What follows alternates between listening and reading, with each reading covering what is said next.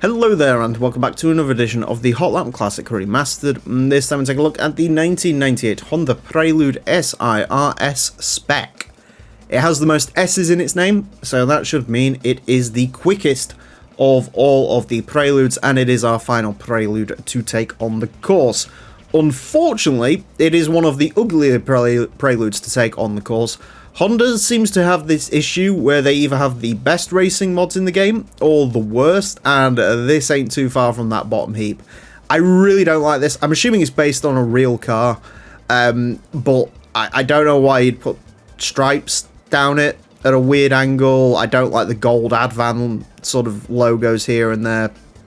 Even the wing design isn't particularly good on this. I think this is the race mod shared between this and the 98 Prelude SiR, which we didn't run in racing modification. And thank goodness for that, because the 98 Prelude SiR had only a 4-speed gearbox as opposed to most of the other Preludes seem to have a 5-speed. I'm hoping this has the 5-speed, although I'm not sure. If it doesn't, we're probably in for a world of pain. If it does, then this could become the quickest Prelude we've had. Currently, that honour belongs to the 96 Prelude SiR, so hopefully this one can beat that. It is the most powerful of all of the Preludes.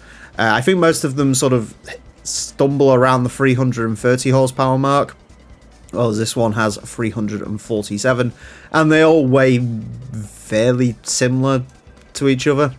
Front engine, front wheel drive, 347 horsepower, 1084 kilograms. Hopefully that wing on the back, despite looking hideous, gives it some downforce, and time to check that gearbox straight away.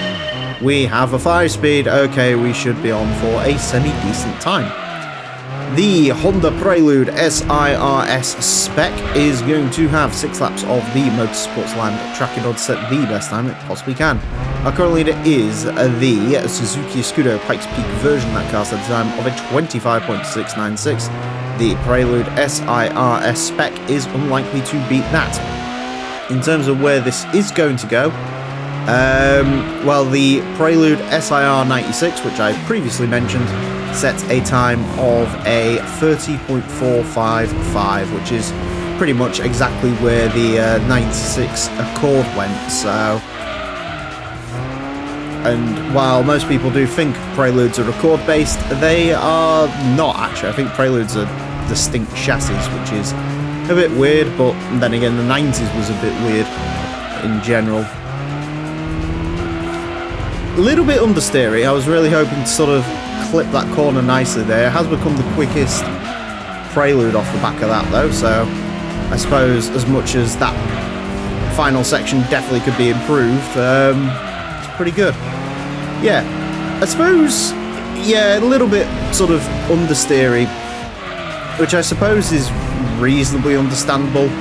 I'm not going to say this is a Gran Tourer, but I suppose that's probably how Honda would have pitched it, as opposed to the sort of sportier Integras, the Type Rs and stuff like that. There was never a Prelude Type R. There was a... oh god, what was it? The Motegi edition? I think that was sort of a... might have even been like a UK only thing, that, but... they did do like circuit special editions, and these did have 4-wheel steering on them, so yeah, maybe there's some sort of sporty pretensions here. 29.923, we are in the under 30 club. I am actually quite shocked by that, to be honest. What was it? We had that Accord Type R not long ago. That didn't get into the under 30 club, even though it probably should have done, and this has just gotten in, and I'm not really sure how. It's a good enough car. It's fine. I just wouldn't maybe put it on that level, but who knows? I mean, I'm quite happy for the final Prelude to be an under 30 competitor. That seems a-okay with me, but yeah, interesting. Got quite a good turn-in on that lap, to be fair. Mind you, he says that. I'm coming back at him now. Coming back at my own Ghost. This is why I leave Ghost on, by the way, because it's a really good sort of reference point for me. Sort of what I did well on a lap, what I didn't do well on a lap. and where you can make time up, so it is quite useful for me. I know I'm literally justifying that sort of as we're about to end the show, but yeah, just in case anyone was curious, because I've seen people mention about the Ghost before. I will say 125.28 kilometers an hour, so this isn't especially quick, to be fair, but can't argue with the time, and it certainly set a pretty good time, all things considered. Yeah, one of the more unlikely under 30 front-wheel drive cars, but I'll absolutely take that. A 29.923 will place this into 212th place. Goes in between the Tommy Kaira ZZ2 and the Dodge Viper GTS. It is quicker than the quickest NSX. That wasn't a racing car. Interesting. Quicker than a Stager, Savannah RX-7 GTX. Quicker than the Camaro Z28 30th anniversary. Quicker than Celica GT4 ST185. Yeah, sort of slightly up on that Accord Type R we had not long ago. Good car. Very good car. It's not that far off the Alfa Romeo GTV2, it's Twin Spark and the Golf Rally car, to be fair. You know, if this was a smidgen quicker, it would have actually beaten quite a few sort of front-wheel drive coupes that have done quite well here. It is worth mentioning, it's still very slightly off the pace of a Honda Integra Type R.